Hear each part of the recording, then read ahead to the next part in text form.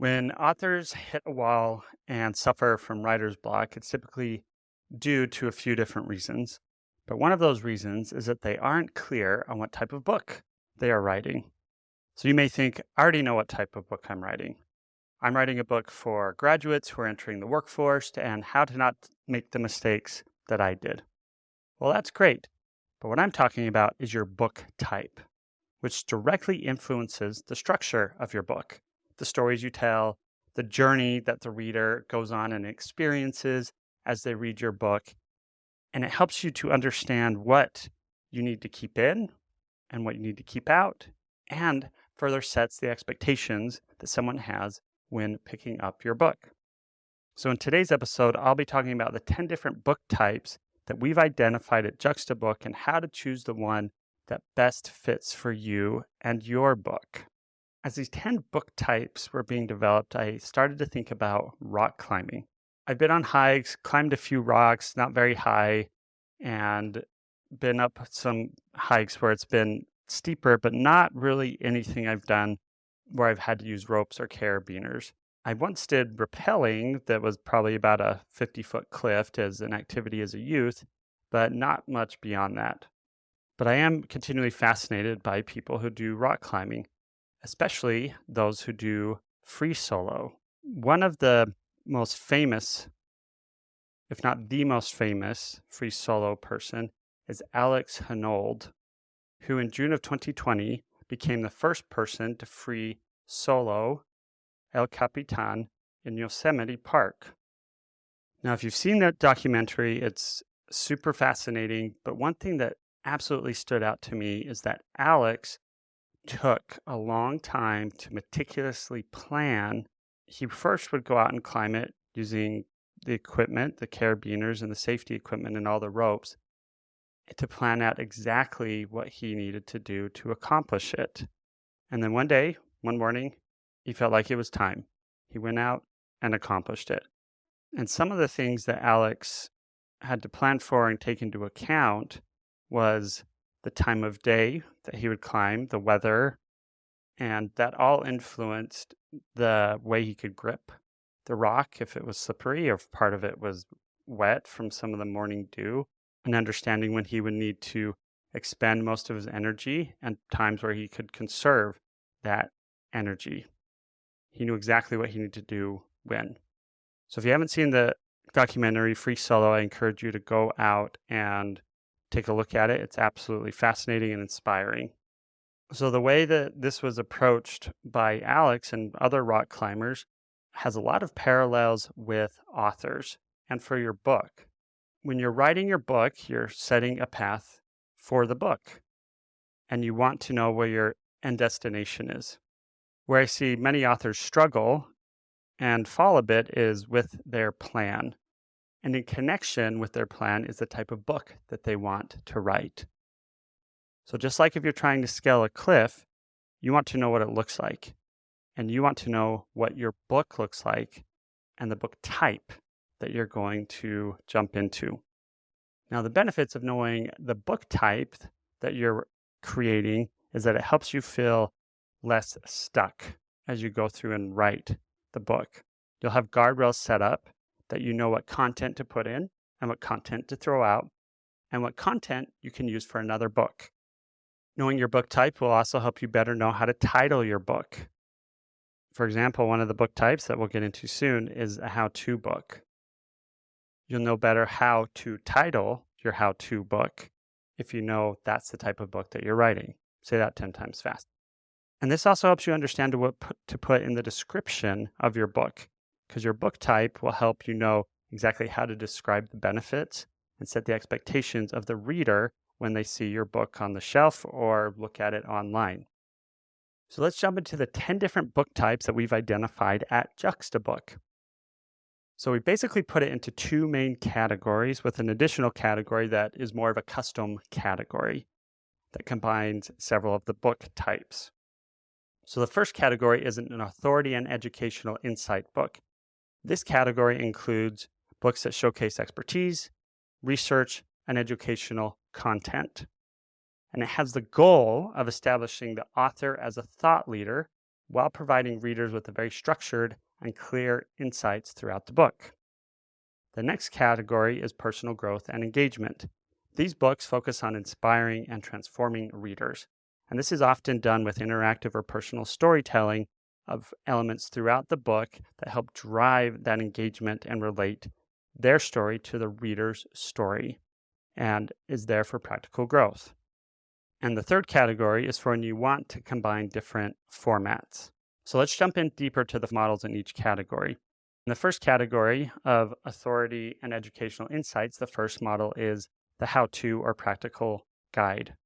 And this is where you have specific knowledge that you want to put into a strategic playbook that builds up your authority with a how-to or practical guide that has step-by-steps and would have toolkits or resources that someone could refer to be able to help them learn exactly how to do what you did. The next model is an educational resource. This is related to research-based books, but can be anything that can help anyone expand their knowledge around a specific topic.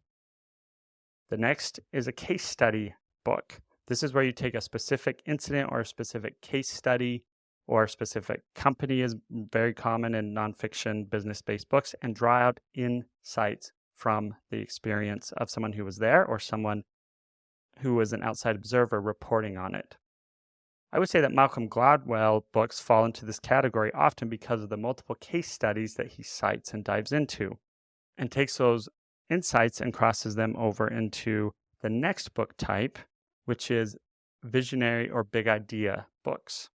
And this is where the big idea that someone has put together or discovered and wants to bring to light further or put forth of their own idea. So the next category, as we touched on, is personal growth and engagement. There are 4 book types within this category. First is the transformational self-help book type. This is when you're helping someone who is stuck with a specific problem or challenge, and you have the process to help provide them with a solution to become unstuck and move forward. Next is the inspirational memoir. This is the telling of your story or someone else's story, and through their stories and experiences, you're helping the reader grow because of what they're experiencing that is similar. The next book type in this category is the tips and tricks. It's more of a compilation type of book. This type of book is typically shorter chapters, but has quick life hacks or tips or something that can help the reader. Seth Godin has many books, and I would put his books in this category. And this is helping the reader understand something from a different point of view. And this is pulling all the best practices together on a specific subject. And then finally in this category is the narrative nonfiction book type. Now, this is very much related to a storytelling type book or one where you're highlighting a specific topic or story, but you're looking at it through the lens of drawing an overall insight. So a great example of this is Michael Lewis books. His books that have to do with Money Saw, The Blind Side, or The Big Short all fall in with a specific story with specific people based on true accounts where he brings out certain insights and stories from those individuals, but adds his own conclusions. And in the third category, which I mentioned is the custom category, this is the hybrid book type. And this book type is where you're taking a combination of different book types from the other 2 categories and you're putting them together. So many authors, for example, want to write a parable book, but they also want to add in their own insights on top of it. So they create a fictional story, and then they add in their own narratives and ideas and insights on top of that. And then usually the latter half of the book has ended the parable and goes specifically into what the reader can learn from it. Patrick Lencioni is very well known for doing this in pretty much all of his books. So the next question is, how do you go about picking the type of book that you want to implement as you write your book? To start, think about how you currently digest and learn information. Do you tend to read books that are longer, ones that have big ideas? Do you tend to look for books that have quick tips? Do you look online for articles that have quick, actionable tips? Do you like stories? How long do you usually read a book before you decide to set it down and come back later? One of the authors that I've worked with for a long time was very much in the short snippets of books. And all of his books pretty much are anywhere from 30 to 40 chapters, but they're really short that you could read from within 5 minutes per chapter that are 3 to 5 pages. And that was their style. And they brought in insights based on their experience throughout their career, plus individuals that they've interviewed to draw out further insights. The other consideration is to think about what type of book do you actually want to write? Will it be easier for you to write one book type over another? Do you want to write more of a narrative and include a lot of storytelling? Or do you want something that's short and quick? Which is harder, which is easier for you to do? Do you need help and support from someone based on the book type that you want to do? Which brings in the consideration of your budget. Think about what type of book would create the greatest word of mouth. And this is where knowing your audience comes in and knowing what books out there your target readers would typically engage with. And parallel to that is what type of book would best convey the content that would best resonate with your audience and how they would want to digest it. So now, at this moment, as you're listening to this podcast, you may not know what type of book you want to write. And you may not know the format, the structure, and everything that you need to put into it. And that's okay. But you can begin by taking action, by starting to experiment with writing in the different styles based on the different book types. So you can take some time to write 10 pages with the different styles and just learn what type of style that you're gravitating towards, which is easier for you to write and which is more enjoyable, and which book types challenge you and would bring out the content in a way that would resonate with your audience. Well, that's your action item today, is to review the different book type models, write a few pages, and experiment with the different styles and figure out which one feels best to you.